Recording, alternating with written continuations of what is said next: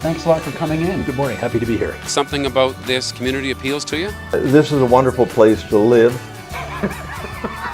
For Kelowna Now, this is Kent Mulgat. And we're joined by Jonas Saul, our friendly neighborhood author. So Happy to be here. great to meet you. I just have gotten into this Immortal Gene book, and it's quite. It starts out really with some nasty descriptions of the inner workings of a psycho killer's mind. And I started reading it. I was wondering, what's it like to have to sort of be a psycho killer, or at least in their mind, to write that part of a book? It's not so bad. It's a lot of it is based on research, and so I do enough research that I'm pretty comfortable writing the material. And I have done a lot of research in psychopathy, sociopaths, many clinical articles online talking about what their behavior is. So I try to emulate that when I write, because I happen to not be a sociopath or a psychopath. That's good to know. So yeah, just fair enough. Although a madman never doubts his sanity. So Yeah. anyway, writing about it, it is dark at times to write these things. I've written over 30 novels, and several of them do take place with real dark characters. Yeah. But I go there because I want to have an emotional impact on the reader, and I believe in tension. I believe in a lot of tension. In fact, conflict and tension on every page. Actually, conflict is the source of reader interest. Right. So I like to create a lot of conflict. So the darker sometimes, the more scarier the bad guy Right. can be, the better. So it's great to have you. You know, you hear that expression, "Oh, you should write a book." You know, people say, but you've gone out and done it 30 times successfully. But you were saying prior to this conversation, getting that first book published is not easy. What is the process? Well, there are several processes. One of them is to reach out to literary agents and send out a query letter, meet an agent at a writers' conference. There's a big conference in Vancouver. There's several conferences around the country and in the States. So that's a good start, getting to know someone who might be a literary Right. agent who would be a foot in the door. Correct, absolutely. And at conferences, you can actually one-on-one pitch them, like we're having a conversation right here. And you can chat with them and give them what they call an elevator pitch. So it's great to get to a conference or query an agent. Once you get an agent, next step is the agent then likes what you've written, believes in it, gets excited about it, and they usually have several publishers they reach out to. And then, the next process, if you're fortunate enough, is the agent can make a sale, and you're now 18 months to 2 years away from having your book on the Right. shelf. So that's one option. The other option is self-publishing. Now, I spent over a decade trying to get an agent, and I couldn't. I couldn't get published. So I kept writing. I tried this book, I tried that book. I bet there's a lot of great potential authors who couldn't withstand that decade and just went on to become something else. Perseverance. You're right. You have. If this is what you want, you have to keep going. When you fuel that train, when you fuel that car, and you hit the gas, if you let up on the gas, you're the one who wants to be published. You gotta hit it, and you gotta keep going. Like you were saying, that your second book was rejected, or no one would take it. That's right. I couldn't get an agent. But then once you become a published author later on, oh yeah, that's great, right? So you got to sort of break the ice. Well, I went out and self-published originally, Okay. and I sold over 2 million copies of my books, on my own. No agent, no Hollywood, no help. But I ran it like a business. I incorporated it, and see the difference between How do you get that out? How would anyone know to read your book if you're self-published? Amazon. It was a big help. Amazon, you can open an account. I had a publishing company. I incorporated it, and I went to Amazon and I said, okay, here's my company, and here are the books. Well, they were mine, Right. but I own the company, so I own the books, and I can upload to Amazon.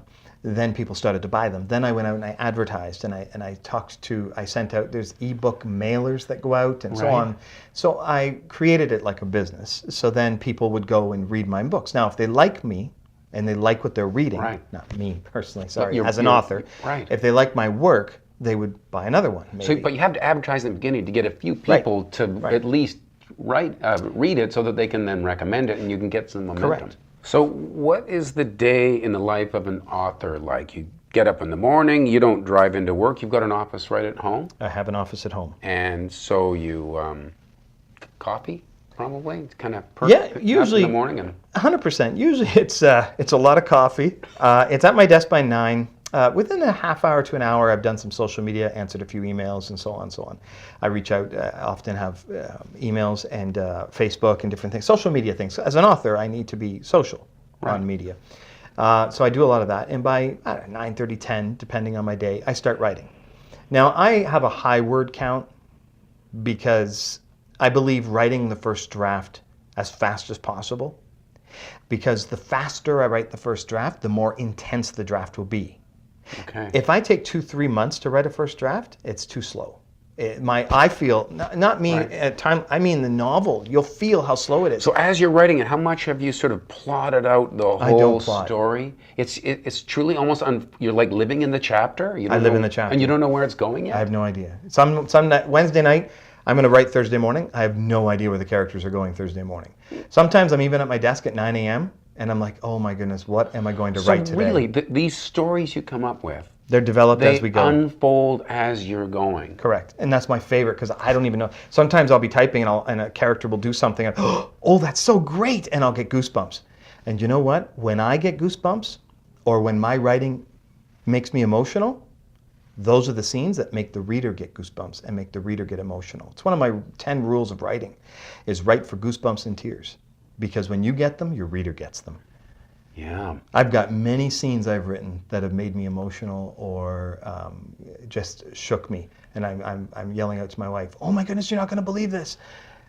It's such a liberating way to write. I did try to outline once. I took 2 weeks to outline an entire novel. Okay, on chapter 4, I'm going to do this. Chapter 12, oh, don't forget to add this. I went back to chapter 3, set that up for later. I did that whole thing, and then I wrote the book. When I wrote the book, I felt the process was cardboard. All the excitement had already taken place in the outline. Did that book get published? You don't have to say Yes, which one it it is. But it's not your favorite, probably. It's not my favorite, and it has the lowest reviews of all of my books on Amazon. But okay, The readers didn't respond as well to it. But you must go in having an idea, oh, it's a cop who is going to run into, like... Of course I do. I have a premise. I always have a premise. Okay. So, for instance, I'll give you an example. The Drowning, a new book I'm writing. I know about a crime. I know what the crime is. I know how it happened. And I know who's going to discover it. And I already know, I haven't gotten through all these scenes yet. And I already know how it'll culminate. From Toronto, and I'm from Toronto, that's right. So yeah, reading this book, The Immortal Gene, the characters are starting in Ontario and then going elsewhere. Now you're living in Kelowna and you're putting out books that are unabashedly based in Kelowna. Mm-hmm. I have 2 novels that have been, 2 thrillers that have been written, and the location is Kelowna. You actually say the K word in the book. 100%. Bernard, all your streets. Okay, but the old cliche is that if you're producing, whether it's a film or a book or something, you have to pretend it's in, Seattle or New York, LA or something. Yeah. But when it comes to novels, the Canadian author can get away with Canadian locations. Right. When it comes to TV, film, movies, a lot of times that will be changed. If you have one of these get-togethers with other authors, is there local ones that happen here in Kelowna? And would other people who would just imagine they might want to be an author one day? Totally welcome to come. They're welcome to come. Kelowna Library on Ellis, we meet the first Tuesday of every month at 6 p.m. Wow. It's the Kelowna Writers Group. We have 70, 80 members, maybe 90 now. But every month, some roll in, some roll out. So we have 30, 40 who meet every month, and we're a great bunch. I'm agented. There are several other authors who have agents there, several who don't, who are self-publishing. Some have book releases this year. Fantastic. We all motivate each other. We critique each other. So you are not the only friendly neighborhood author in Kelowna. There's quite a number. There's quite a few of us. Thanks for coming in. I appreciate it. Thank you for having me. Jonas Solon, thank you for watching Kelowna Now.